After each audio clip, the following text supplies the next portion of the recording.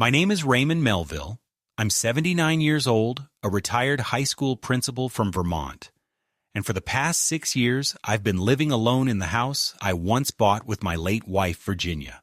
It's a modest 2-story place tucked at the edge of a small, windswept town, surrounded by a slow-growing garden, a creaking white fence, and memories so loud they sometimes drown out the silence. I still fix my coffee the way Virginia used to. 3 scoops, half a spoon of sugar, dash of cinnamon, a stubborn ritual that always tastes like something's missing. I still read the morning paper even though the ink smears and the stories feel like they're meant for someone younger. I still talk to the framed picture of her in the kitchen, telling her when the tomatoes are almost ripe, or when the wind reminds me of that trip we took to Maine in '76. It's not madness. It's continuity. It's the only conversation in this house that feels honest anymore. Since Virginia passed, the walls of this house have become both my refuge and my prison. I keep everything in order. Clean floors, tidy drawers, nothing left to rot in the fridge.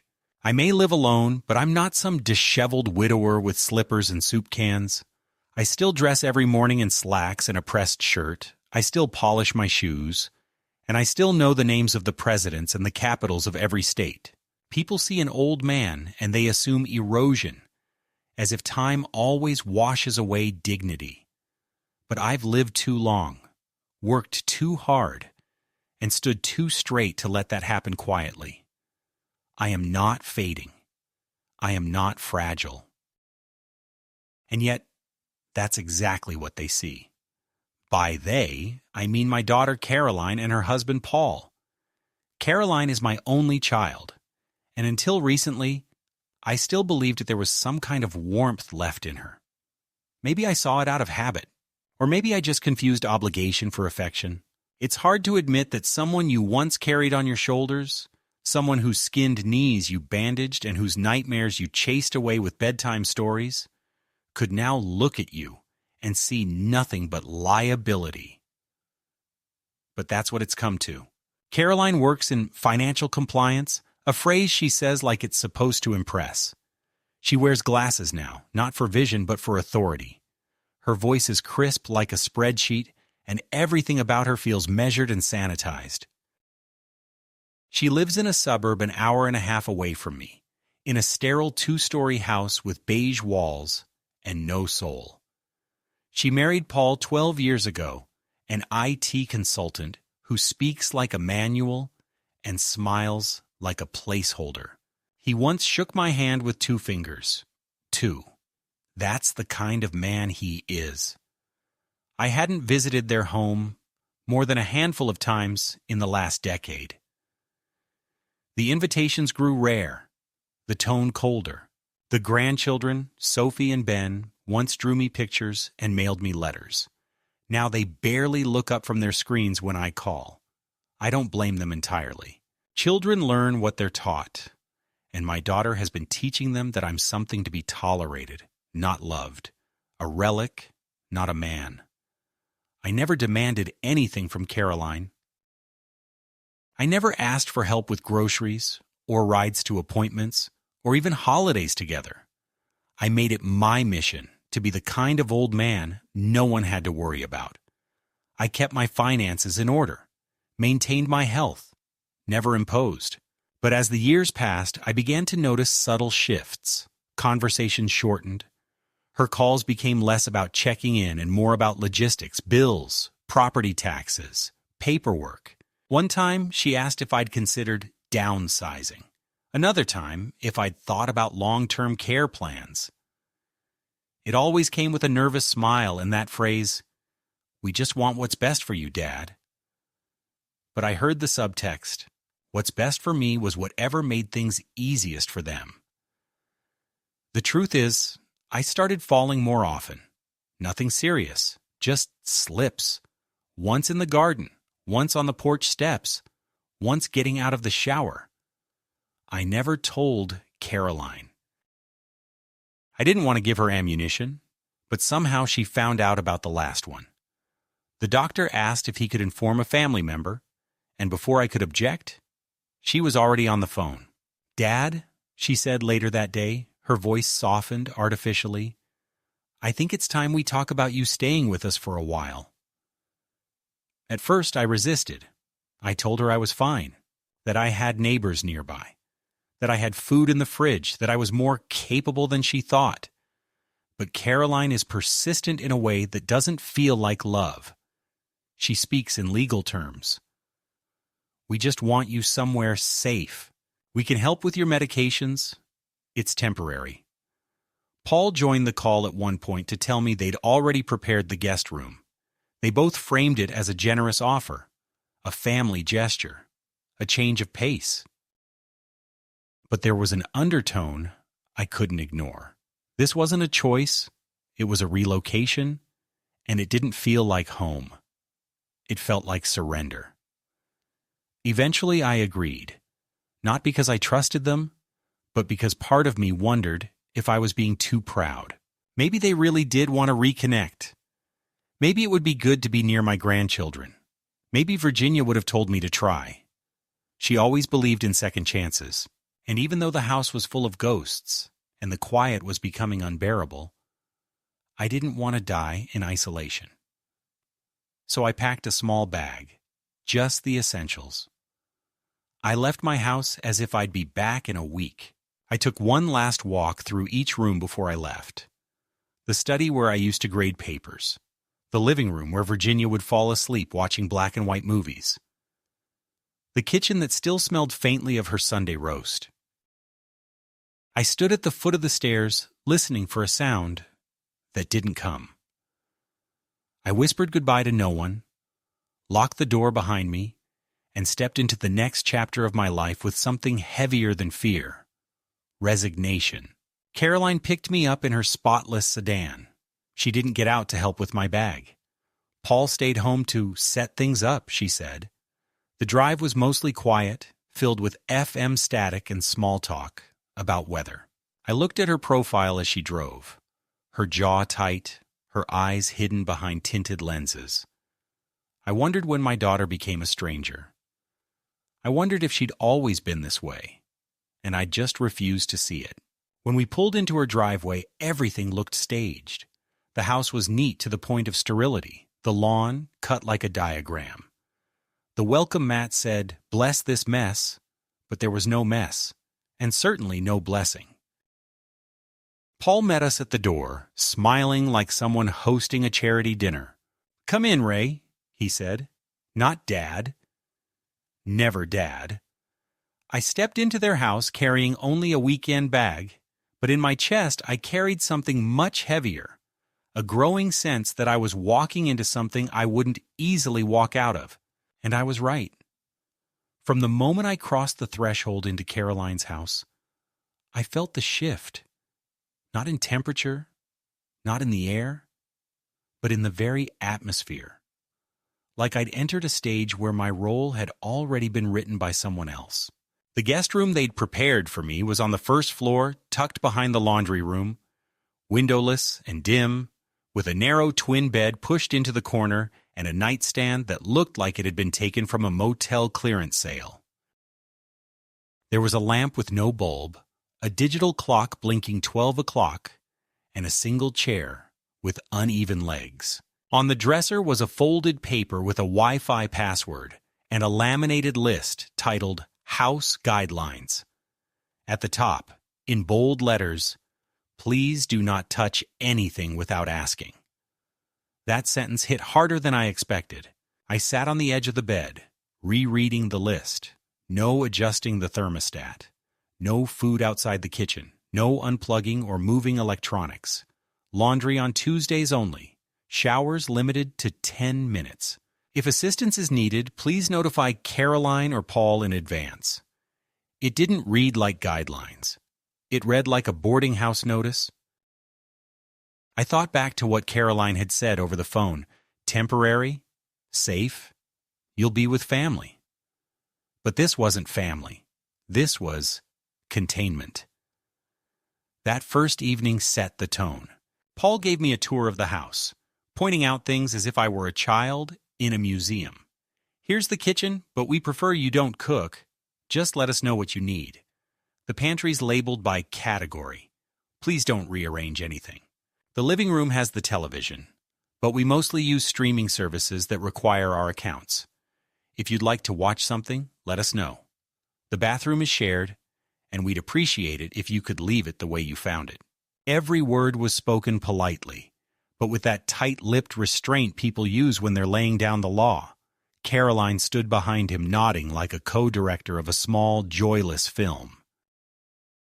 They'd constructed an entire ecosystem where my presence was managed, not welcomed. It became clear very quickly that this wasn't a visit. It was a supervised stay. During dinner, I sat at one end of the polished dining table while Paul and Caroline exchanged updates about their schedules and the children's extracurriculars. Sophie had joined a STEM club. Ben was struggling in math. They asked me nothing. I tried to interject once, mentioned a book I'd been reading about Lincoln's cabinet, but the topic was dismissed with a vague, "Sounds interesting, Dad." And then we were back to discussing which brand of almond milk Caroline preferred. They served a quinoa salad and grilled chicken, portions already plated. No seconds were offered. When I asked for salt, Caroline hesitated before saying, "We're trying to limit sodium in the house. It's just healthier overall." I ate in silence, swallowing not just the bland chicken, but the realization that I'd been invited here not to be included, but to be controlled. That night I lay awake, listening to the sound of the dishwasher and the occasional floorboard creak. The sheets were stiff, the pillow synthetic, and too high. I stared at the ceiling and tried to understand what this arrangement truly was. I had imagined shared breakfasts, maybe helping Ben with homework, perhaps telling Sophie stories about Virginia. I had hoped for some kind of reconnection. But this didn't feel like an open door. It felt like a waiting room for some process I wasn't privy to. The next morning, Caroline greeted me in the kitchen, already dressed in business casual, holding a protein bar in one hand and her phone in the other. "We've arranged a schedule, Dad," she said, handing me a typed document. It was color-coded by day and time, listing everything from breakfast window to quiet hours. She had allocated 45 minutes in the evening labeled family time. When I looked up, puzzled, she added, "Structure is good. Helps everyone stay on the same page. And we just want you to feel secure." I nodded, not because I agreed, but because I didn't have the strength to start a conflict before 9 a.m. Over the next few days, the feeling of being a guest hardened into something more clinical. Paul installed a baby monitor in the hallway outside my room, explaining that it was just in case you fall or need help in the night. They began pre-portioning meals for me and leaving them in containers labeled Dad, Lunch, or Dad, Dinner, even though I never asked for such a thing. One afternoon, I was folding my sweater in the living room when Paul walked in and said, "Caroline prefers we don't leave personal items around. She's very sensitive to clutter." I felt the flush of humiliation crawl up my neck as I took the sweater back to the room they'd given me. It wasn't about cleanliness. It was about reminding me where I belonged and where I didn't. Interactions with the grandchildren were minimal. Sophie, now 15, seemed to float from room to room with headphones on, her eyes glazed with teenage detachment. Ben, 12, barely spoke, unless prompted, and even then with monosyllables. I offered to help him with homework once, and he looked up from his tablet and said, "It's fine." Mom hired a tutor.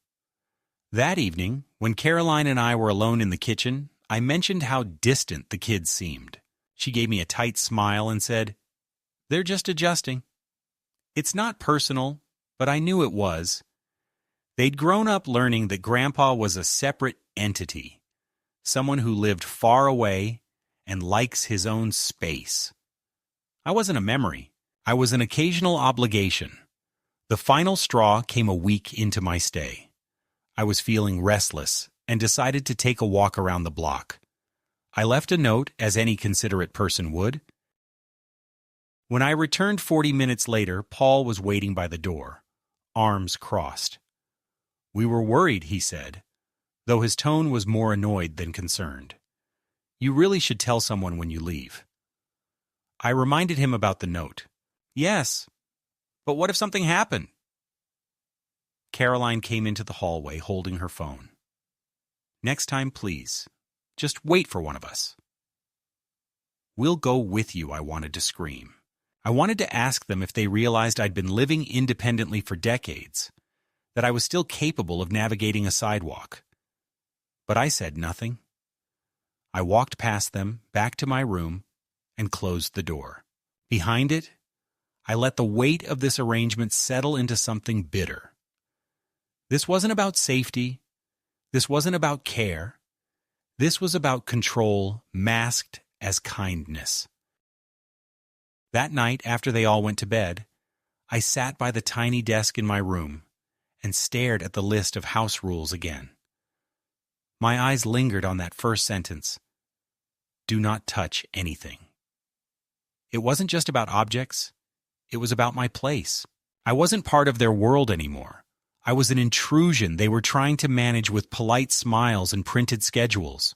I opened the drawer, found a pen, and wrote 3 words beneath their typed instructions. "This is not home." I didn't know it yet, but that was the beginning. The moment I recognized that my presence here was not an act of love, but a strategy. I was not a guest. I was an asset under supervision. And when people start managing you like property, they almost always want to own something you have. They just haven't told you what yet. It was sometime during the second week of my stay that the invisible curtain between us finally dropped. If before Caroline and Paul were merely polite to the point of condescension, now their restraint began to crack in subtle, yet unmistakable ways. The tone of their voices sharpened slightly, the pauses before their responses grew longer, and the daily check-ins turned from artificial warmth to quiet supervision. I noticed how often Paul would hover in the hallway when I went to the bathroom, how Caroline had started locking the liquor cabinet, and how the living room television was always logged out of their accounts when I entered, requiring a password only. They knew. These weren't accidents. These were the carefully measured distances people create when they want to make sure you know you are not wanted. Not really. They just didn't want me to leave too soon. At least not before they were finished with whatever it was they had planned. One Thursday afternoon, I overheard Caroline on the phone in the kitchen while I was meant to be resting. Her voice was hushed, deliberate, and what she said wasn't intended for my ears. "Yes, we've started compiling the medical timeline. No, he's not aggressive, just confused sometimes. Leaves things on the stove, talks to himself. He wandered off last week. We had to go look for him." My heart slowed. She was talking about me. And she was lying. I hadn't left anything on the stove. I hadn't talked to myself any more than anyone does when thinking aloud. And I hadn't wandered off. I went for a walk around the neighborhood, left a note, returned in less than an hour. None of it was cause for concern. But Caroline was building a narrative, constructing a version of me that served a purpose I couldn't yet see. I stayed very still, holding my breath, hearing her continue. "The doctor said early signs of cognitive decline. We just want to make sure he's safe. Legally, I mean. We're trying to get ahead of it." I backed away from the hallway like a thief in my own story.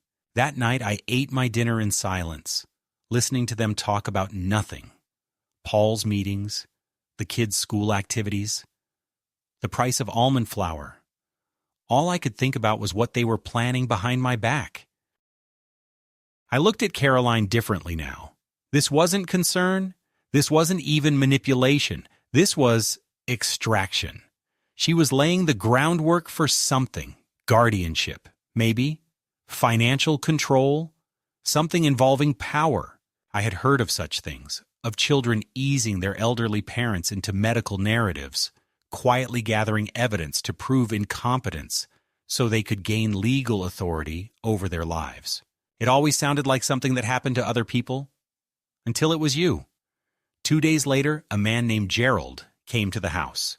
Caroline introduced him as a friend from her estate law firm, just dropping by to talk generally about elder legal protections. "Just routine stuff, Dad," she said, brushing a strand of hair behind her ear in that precise way she always did when she was hiding something.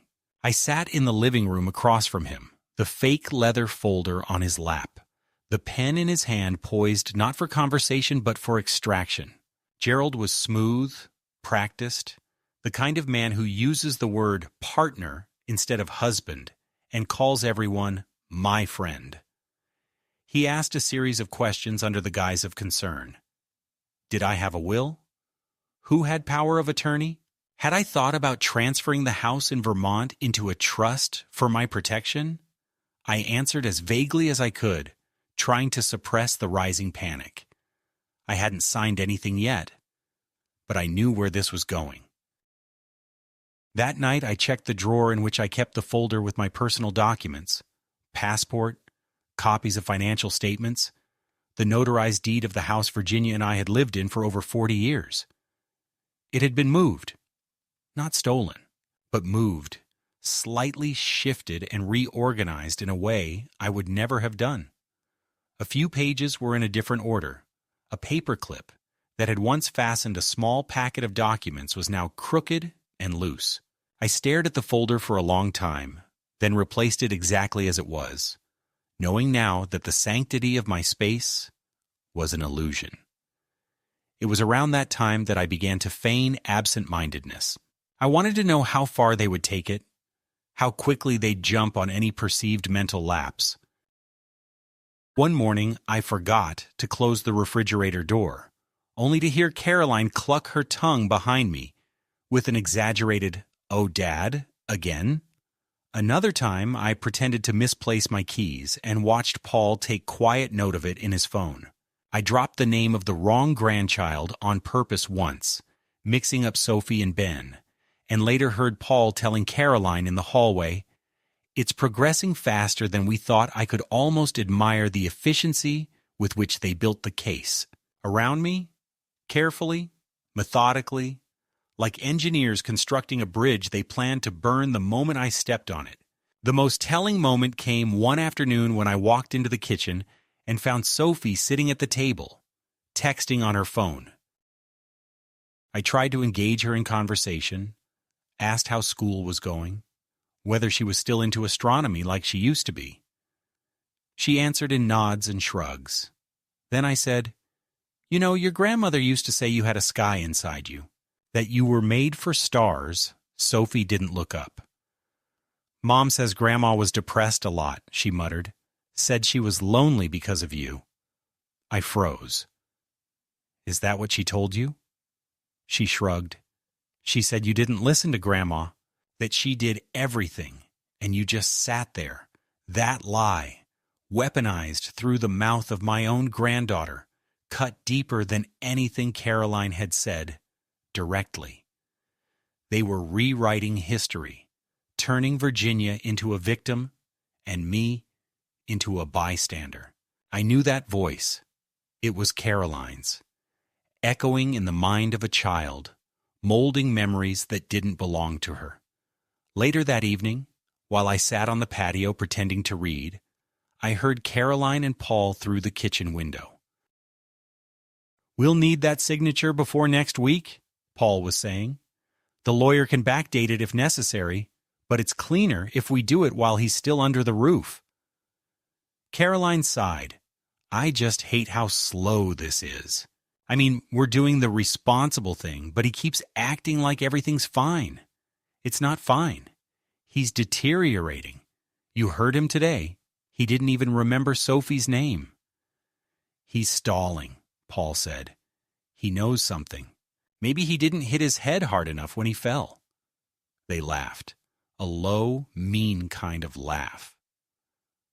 I closed the book I wasn't reading, my hands trembling. They weren't just taking liberties. They were executing a plan, and I was no longer just inconvenient. I was an obstacle. I spent that night awake, running through every conversation, every time Caroline had offered to help with the bank, every time Paul had asked for a quick signature on something. I thought about the house in Vermont, the only thing Virginia and I had built together, and how easily it could be taken if I didn't act soon. The next morning, over breakfast, Caroline placed a packet of papers beside my oatmeal. "This is just a formality," she said, pouring her coffee. "It's for health proxy. So if anything happens, we can make decisions on your behalf. It's not about now. It's just in case I opened the folder slowly." It was 10 pages long, filled with legal language. I read each line while she fidgeted with her spoon.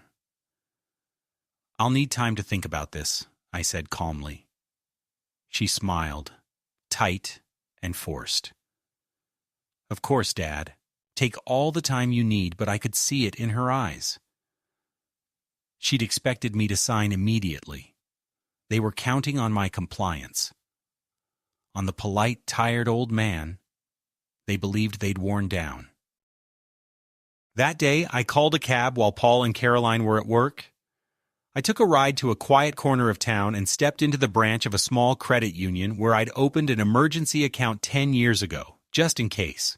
I deposited the remaining checks I had in my suitcase, requested copies of my account balances, and asked to block access to any third parties. I told the woman at the desk to add a security phrase to my file. The phrase was Virginia's favorite quote from Dickens: "No one is useless in this world who lightens the burdens of another." I walked out into the autumn light with the wind against my face and the sudden, frightening clarity that I could not stay there any longer. If I did, they'd take more than my papers. They'd take my voice, my story, my name. What they didn't realize, what they had never understood, is that I wasn't senile. I wasn't slipping. I was watching. And what I saw was betrayal dressed in pastel sweaters and warm lighting. What I saw was a daughter who had once wept in my arms, now waiting to carve up what little I had left. And I knew then, if I wanted to survive this with any part of myself intact, I'd have to take back control. Not just legally, not just financially, emotionally, spiritually. I would not go quietly into the role they had written for me. I would not be a footnote in their convenience. The curtain had lifted. The performance was over. Now it was my turn to write the script.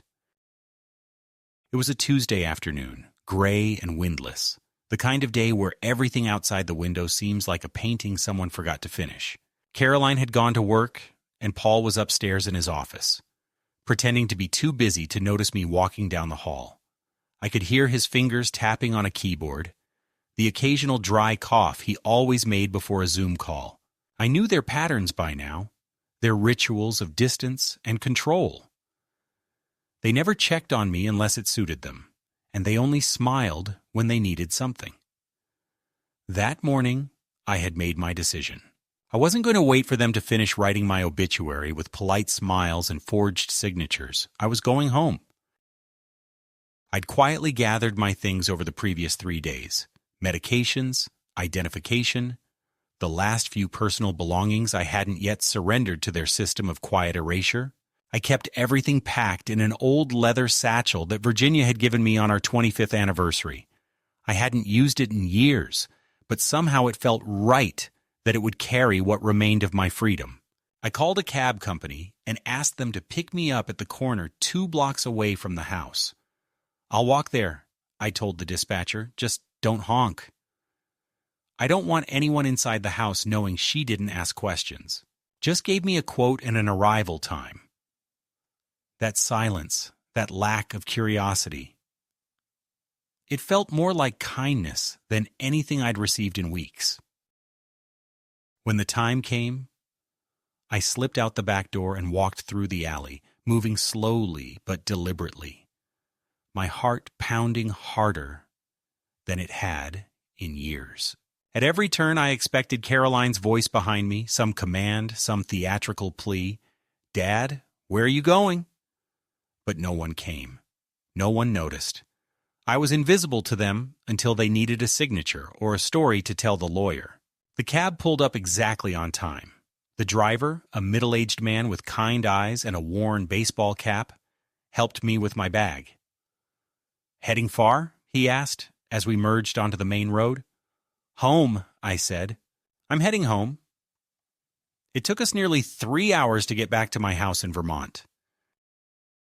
I stared out the window the entire ride, watching the landscape shift from suburb to open road, from plastic strip malls to familiar wooded stretches that had once been part of my morning walks. When we pulled up in front of my house, I felt something inside me loosen. The porch sagged a little more than I remembered.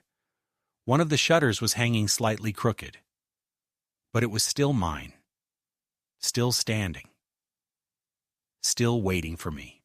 I paid the driver with cash I'd hidden from Caroline's watchful budgeting, thanked him, and stood for a long moment at the base of the steps, letting the wind touch my face like an old friend. Inside, the air was stale and cold, but clean. I hadn't been gone long enough for anything to rot, but dust had started reclaiming corners. I turned on the lights, opened the windows, and walked through the rooms, one by one, not just to inspect them, but to remind myself that I existed here. This was the place where Virginia had danced barefoot in the kitchen, where we'd hosted Christmas for 20 years, where I'd fallen asleep reading Twain on countless rainy afternoons. No laminated rule lists, no cameras, no soft surveillance, just memory, silence, and the quiet hum of dignity. The next morning, I drove to the office of a man named Daniel Thurber, a lawyer I had met once during a local historical society event and who had given a short talk on elder financial protection. He remembered me immediately. "Mr. Melville," he said, standing to shake my hand. "What brings you in?" I told him everything. Not just the facts, but the feeling of it, the surveillance, the lies, the slow erosion of autonomy. He listened carefully, occasionally taking notes, his brow tightening as the story unfolded. "They've started preparing medical documentation," I said. "I'm sure of it. Fabricated or exaggerated. They want guardianship, power of attorney. They want access to the house and what's left in the accounts?" He nodded slowly. "It's more common than you think," he said. "They dress it up as care, but really, it's acquisition. They think they're entitled." He opened a file and began listing the steps. "We'll need to file a revocation of any existing powers of attorney. Create a new trust for the house, with a beneficiary of your choosing. Secure your bank accounts under new protections. And if they've already submitted anything to the court, we'll need to counter it preemptively." I exhaled. I hadn't realized how tightly I'd been holding myself. "I want everything airtight," I said. "I want there to be no way back in for them." "Not ever again," Daniel nodded. "Then we'll get to work." That evening, after I returned home, I found the answering machine flashing. 9 messages, all from Caroline. The first few were casual, performative concern. "Hey, Dad, just checking in. Hope you're settling in okay back home." The next were more urgent. "We really need to talk. Can you please call me? It's important." And the last one, delivered in a voice tinged with both fear and fury. "Dad, I don't know what you think you're doing, but you're making a big mistake. You're not thinking clearly. Call me back." Now I didn't. Instead, I sat in the living room, lights low, Virginia's photo beside me on the table. I spoke aloud to her, as I often did when no one was listening. "They almost had me, Ginny," I said. "They had the story halfway written. Frail old man loses his grip. Daughter steps in. Bank accounts moved. House transferred. Maybe an assisted living brochure left, conveniently on the breakfast table. Also civilized. Also clean." But not this time, I paused, feeling my chest tighten, not with fear, but with anger, fresh and bitter. They treated me like a piece of furniture that talks back, like something you make room for while secretly planning where to store it. It was then that I made the final decision, not just to protect what I had, but to reclaim what they tried to strip from me. My right to be difficult, stubborn, fully human. I would no longer shrink myself to make others comfortable. I would not hand over my life in tidy little legal parcels. I had weathered war, buried a wife, outlived colleagues, and seen friends disappear into hospital rooms in silence. I knew what dignity looked like, and I knew when it was being stolen under the guise of love. They would come for me again, I was sure of it. There would be more calls, maybe a visit. Paul would bring paperwork. Caroline would wear her concerned daughter mask, all softness and veiled threats. But this time, I was ready. This time, I would meet them not as their version of me, doddering, confused, grateful, but as the man they had forgotten I still was. Their plan had already begun to fall apart the moment I walked out of their house and into my own. And they didn't even know it yet. The first knock on the door came 5 days after I'd returned home, just after noon. While I was standing in the kitchen peeling an apple, the blade sliding with that smooth, familiar resistance through the skin. I had expected it, though maybe not so soon. Through the front window, I saw Caroline standing on the porch, her arms crossed, a leather satchel clutched tightly against her hip like a legal weapon. I let the doorbell ring once, twice, before opening it. "Dad," she said, breathless with forced patience, "we need to talk." I stepped aside, gesturing for her to come in, but she didn't move. "Paul's in the car," she added, as if that were some reassurance. I told her to come in if she wanted to talk. Nothing would be said on the porch for the neighbors to overhear. She finally entered, her heels clicking sharply on the wooden floor, and I could feel her discomfort the moment she crossed the threshold, like she had expected something different. Dust, disarray, the mark of a man unraveling. Instead, the house was clean. The air smelled of cinnamon and coffee, and the sun poured in through the windows just as it had for years, illuminating not decay, but quiet persistence.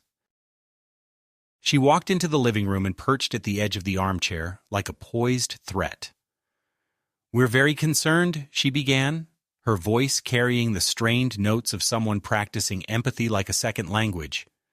"You left abruptly. You didn't say anything. We didn't know if you were safe. Do you understand how serious that was?" I sat across from her, letting the silence stretch just long enough to force her to look me in the eye. "I left because I was no longer welcome," I said simply. She opened her mouth, but I held up a hand. "Don't pretend it was anything else.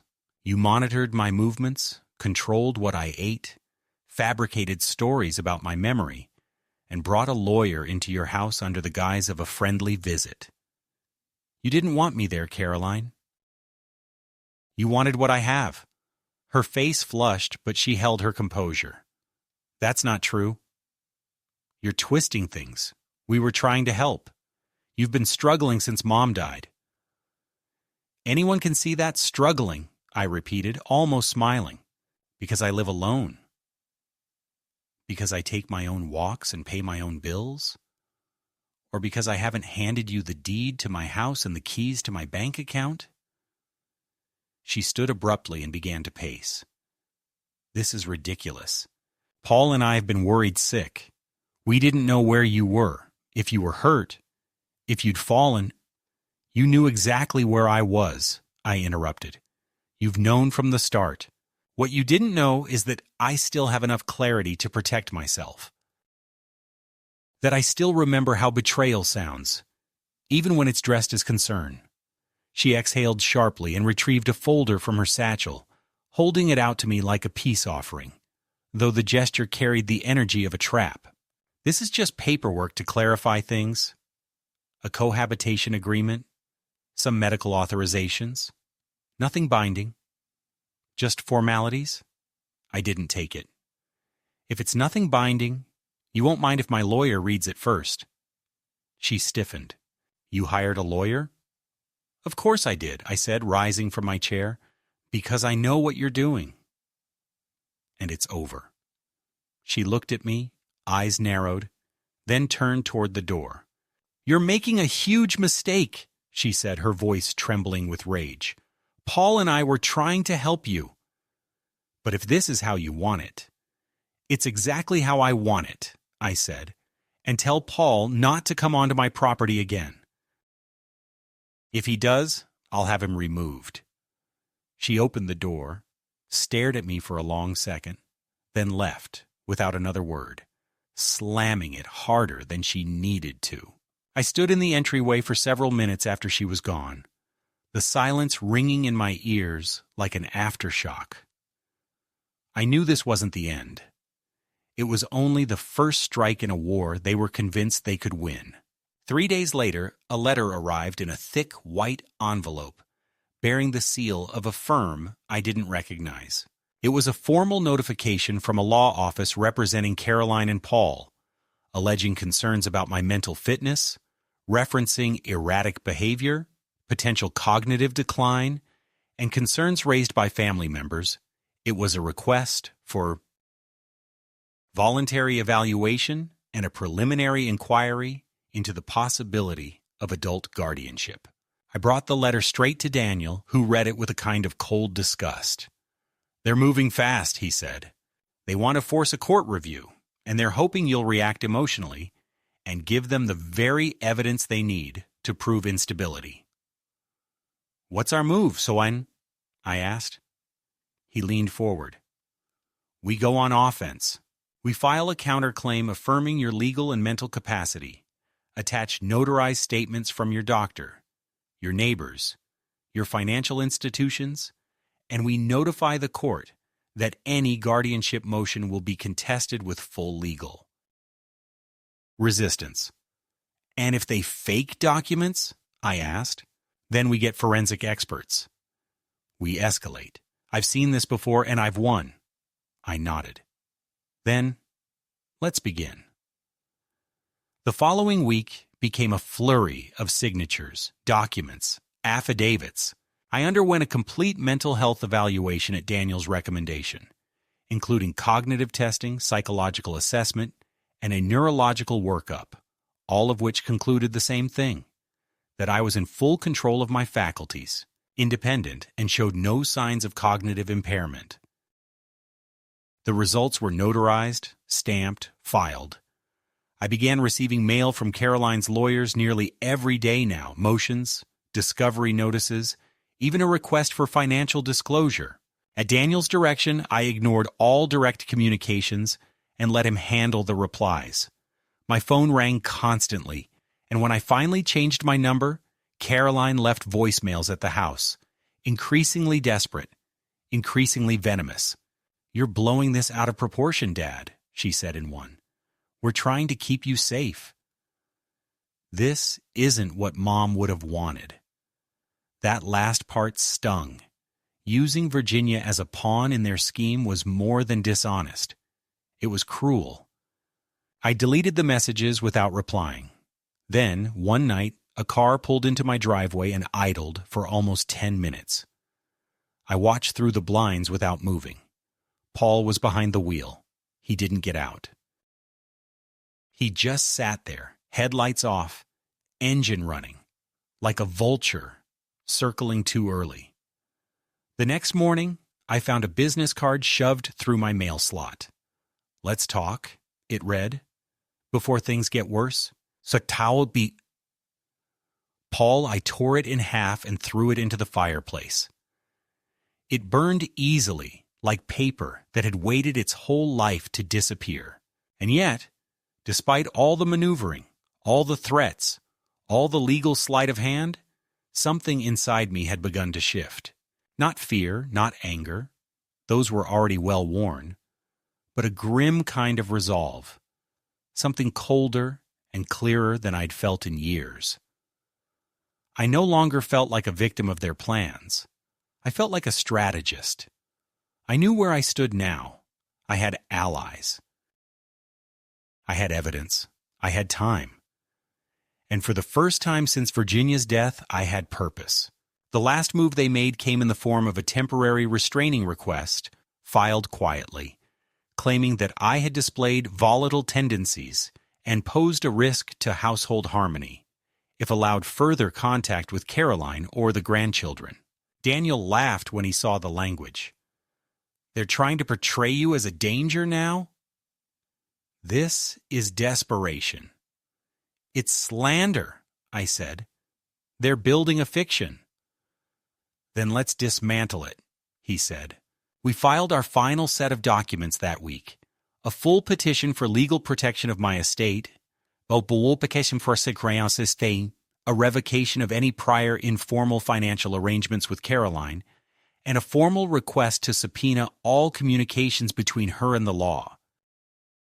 Firm pushing this narrative, Daniel told me that once discovery opened, we would see everything, emails, texts, internal memos. If there's even a hint of manipulation or fabrication, he said, we'll find it. That night, I sat by the fireplace, the flames low and steady, casting long shadows on the walls that once held the laughter of my family. I thought about the years I had spent believing that silence was a form of peace, that going along with things would preserve harmony, that love could excuse anything. But Caroline had taught me something different. That sometimes the people you raise, the ones you protect and nurture, grow into strangers. That not every bond survives betrayal. And that protecting yourself isn't selfishness. It's survival. They had pushed. I had pushed back. And now, the walls they'd built around their version of me, the fragile, forgetful old man they thought they could maneuver like a chess piece, had collapsed under the weight of truth. They didn't know the man they were dealing with. They had forgotten the principal who once ran a school of 1,200 students, who negotiated with union leaders, calmed angry parents, and stood up to school boards with more politics than sense. They thought age was an erasure. They were wrong. Age is memory sharpened, experience hardened, strength redistributed. And I would show them. It was just after 10 on a cold Thursday morning when I received the call from Daniel that the court date had been set. A hearing had been scheduled in probate court, one that would decide whether the petition for guardianship that Caroline had insisted was protective had any legal standing at all. Daniel sounded calm but firm, his tone carrying the practiced confidence of someone who had done this dozens of times, but still understood the personal stakes involved. They're not backing down, he said. Their attorney submitted an amended complaint yesterday, pushing the claim that you've become erratic, that you're a threat to yourself. They're using your return home as evidence that you're resistant to care. Their strategy is to portray your independence as delusion. I felt a strange calm settle over me as he spoke, the kind that follows after a long series of blows, when the worst thing you can imagine has already been attempted and failed. Then it's time they see the truth, I said, not the version they've been writing. In the days that followed, I gathered every piece of my life I could think to bring with me. Not just paperwork and statements and test results, though I had plenty of those, but photographs, letters, certificates of commendation, old newsletters from the school where I had worked for over 30 years, all with my name printed boldly across them, the top as principal and mentor. I even found an old VHS tape, which I had transferred to a USB drive, of a retirement ceremony held in my honor. In it, Virginia stood beside me as the students gave me a standing ovation. I wasn't trying to impress a judge with nostalgia. I just wanted to show who I really was, before they began crafting a shadow version of me to serve their ambitions. The morning of the hearing, I dressed deliberately in the suit Virginia had helped me pick out for our 40th anniversary. Dark gray, wool, well-tailored, even after all these years. I shaved carefully, polished my shoes, and buttoned my cuffs with the same steady hands, that had once tied my daughter's shoelaces.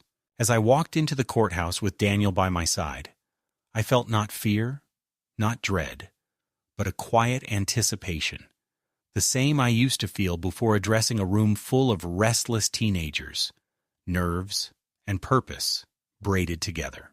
Caroline and Paul were already seated in the courtroom when I entered. Caroline wore a navy blue suit, severe and buttoned to the neck, her hair pulled into the same tight chignon she wore at her college graduation. Paul sat beside her in a dark blazer, staring straight ahead, his jaw clenched. Neither of them looked at me. Their lawyer, a man in his early 40s with slicked-back hair and an expensive watch, rose when we entered and greeted Daniel with a handshake that looked more like a wrestling match. Then the judge entered, an older woman with short gray hair and a demeanor that said she had no time for games. The proceedings began with Caroline's side presenting their claim.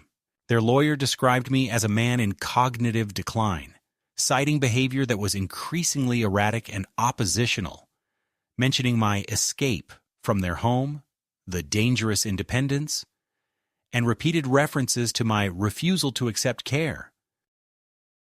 He used words like vulnerable and unpredictable, painting a picture of a man teetering on the edge of mental incompetence. Caroline was called to testify. She did not look at me as she spoke. Her voice trembled slightly at first, but she quickly found her rhythm, slipping into that tone she used when justifying unpleasant decisions to her clients. "We love my father," she said. "We only want what's best for him. But he's not the same. He's withdrawn, forgetful. He refuses to take his medication. We've had to call to check on him constantly. And still, he wandered off one day without telling anyone. We were terrified Paul was next. He spoke less convincingly, his tone more irritated than concerned. He described me as combative, said I frequently misunderstood instructions, and accused me of leaving doors unlocked, endangering everyone.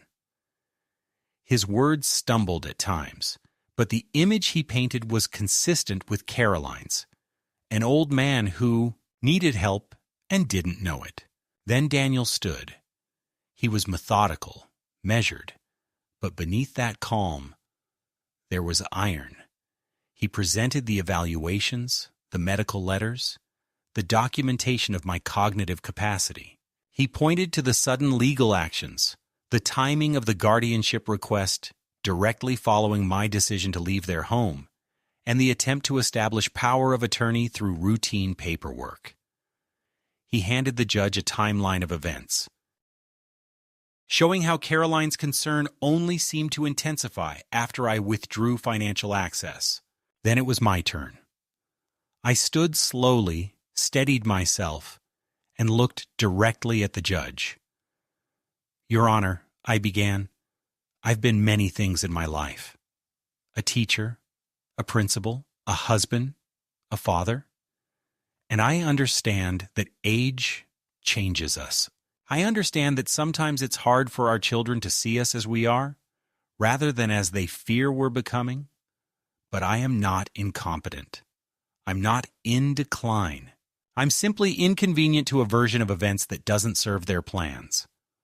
I pulled out the photograph of Virginia and me at our retirement party and held it up. My wife and I built a life from scratch. We didn't have much, but what we had, we earned together. This house, this savings, this quiet life, they are what remains of her. And I will not hand it over to anyone under false pretenses. I paused, looked at Caroline, who for the first time in the entire hearing dropped her eyes. I know what it looks like when someone cares. It doesn't involve monitoring their walks or rationing their food. It doesn't include lawyers and deception. It looks like presence, patience, and love. I sat down, my breath caught in my throat, but steady. The judge asked a few more questions, calm, procedural, and then called a recess. During the break, I remained seated. Caroline and Paul stepped out with their lawyer, avoiding my gaze. Daniel leaned toward me. "You did exactly what you needed to do," he said. "Now we wait." An hour later, the judge returned and gave her decision. The guardianship petition was denied, citing insufficient evidence, an intact cognitive profile, and the appearance of financial motivation from the petitioners. She recommended a cease of all legal contact unless initiated through attorneys, and issued a cautionary remark about weaponizing guardianship procedures. Caroline went pale. Paul's mouth tightened into a hard, bitter line. I felt no triumph, only release. Like a long-held breath finally exhaled. Outside the courthouse, Caroline approached me for the first time. Her voice was low, sharp, with shame and fury. "How could you do this to us?" she asked. "Do what?" I replied. "Defend myself?" She looked like she wanted to spit something cruel but couldn't find the words. Paul touched her arm, but she pulled away. "You're not the man I thought you were," she said. "No," I said. "I'm the man you hoped I wouldn't be." A man still standing, I walked away from the courthouse, the cold air biting but fresh, each step forward feeling lighter, cleaner. I had no illusions about reconciliation. That bridge had burned, but I had protected something more important: my memory, my autonomy, my truth. They had tried to take it from me, to recast me as a helpless figure in their controlled narrative, but I had rewritten the ending, and it was mine. In the weeks following the hearing, a peculiar silence settled over my life, not the kind that follows tragedy or loss, but the quiet that remains after you've closed a door and locked it from the inside. Caroline didn't call again. Paul, unsurprisingly, never reached out. The voicemail stopped. The letters stopped. Even the passive-aggressive birthday cards, those generic ones with pre-printed signatures and no personal message, ceased to arrive. At first, I waited for the aftershock, the inevitable attempt at repair or further manipulation. But nothing came. And in that absence, I finally understood something essential. They had never expected resistance. They had counted on my silence, my shame, my willingness to trade freedom for the illusion of care. What they couldn't fathom, what they had never taken the time to learn, was that I had spent a lifetime teaching people how to recognize false authority, how to see through well-dressed cruelty. And in the end, I had simply applied the lesson to my own life. The house grew quiet again, not in the way it had been after Virginia died, not haunted, but calm. I woke early each morning, made my coffee the way she used to, sat by the window with the newspaper, and listened to the sounds of the neighborhood rising into the day. Distant dogs barking, the hum of a lawnmower, wind brushing against the eaves like an old friend returning. I began tending the garden again. The tomato vines had gone wild while I was gone, and the hydrangeas were yellowing from neglect. I took pleasure in pruning, watering, grounding myself in that simple rhythm of care without expectation. I even joined the town's historical committee again, something I hadn't done since Virginia's passing. They welcomed me back with easy laughter, like no time had passed. I told them I'd been busy and left it at that. There are some stories you don't need to retell for them to be understood. Every now and then, I'd see Sophie or Ben in photos on social media, posted by mutual acquaintances. Their lives moved on, as lives do. I didn't blame them. They were too young to see clearly what they'd been pulled into. Maybe one day, when they were older, they would ask questions. Maybe they wouldn't.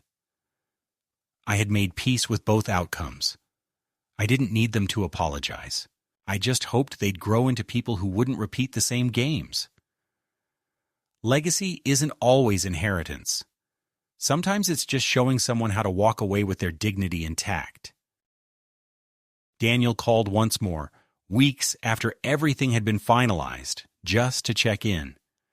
You handled yourself with more clarity and poise than most of my clients half your age, he said. If you ever feel like speaking about your case publicly, you could help a lot of people. I told him I'd think about it, but I already knew the answer. My life had already been turned into someone else's narrative once. I wouldn't let it become a cautionary tale for strangers. Let others fight their own battles. I'd fought mine, and I had won, not with vengeance, but with resistance. Not with rage, but with refusal. One morning, as I stood in the hallway putting on my coat, I caught my reflection in the mirror near the front door. I looked older than I remembered, but not weaker. The lines around my eyes had deepened, but so had their clarity. I no longer saw someone waiting for forgiveness or permission. I saw a man who had lived, who had lost, and who had finally learned to say no without guilt. It struck me then that aging is not the slow fading that others believe it to be. It is, in many ways, a sharpening, a narrowing of focus, the quiet revelation of what matters and what never did. I walked down to the post office later that day and mailed a final letter, not to Caroline, not to Paul, but to the local registrar of property.